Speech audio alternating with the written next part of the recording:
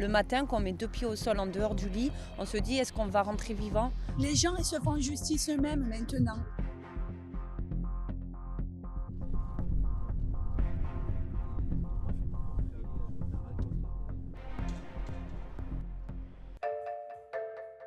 On a peur qu'à tout moment, nos enfants ils se fassent influencer.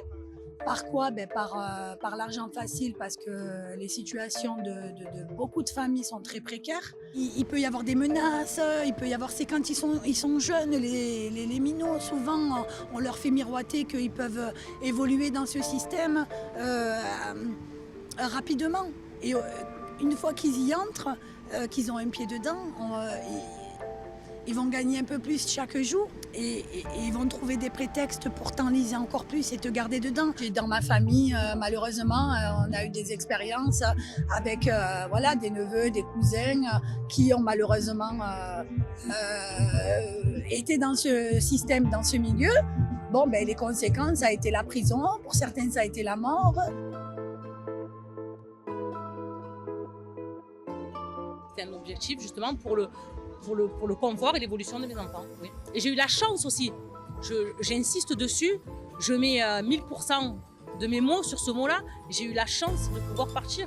Parce que si j'avais pas un travail, si mon mari n'avait pas son travail, si on n'avait pas de salaire, se loger dans les quartiers sud, ça aurait été beaucoup plus cher.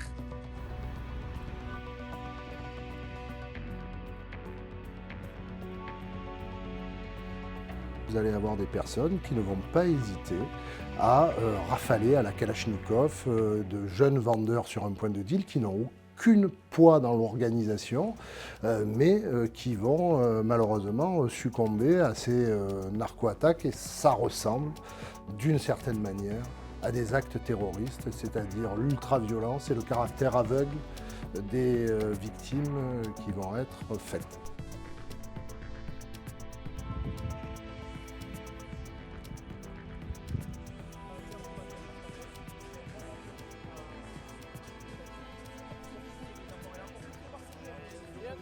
Dans cette histoire-là, tu vas tout perdre. Il y a deux issues, c'est soit la mort, soit la prison. Certes, tu vas faire beaucoup d'argent, tu vas en faire très rapidement, mais derrière, tu vas mettre en danger ta famille, tu vas mettre en danger tes amis, et tu vas mettre en danger tous ceux qui t'aiment. La solution, bien sûr, c'est de faire en sorte que toutes ces armes ne circulent pas, mais c'est aussi de proposer du légal là où il n'y a que de l'illégal. Faire en sorte que ces quartiers-là, on puisse avoir de vrais entrepreneurs qui proposent du travail à des jeunes de leur quartier, parce qu'ils les connaissent, parce qu'ils savent qu'ils sont sérieux. C'est la responsabilité sociétale des bailleurs de faire en sorte que ces locaux en bas d'immeubles soient réouverts pour que des entrepreneurs, et notamment des entrepreneurs de ces quartiers, puissent s'y installer, donner d'autres perspectives.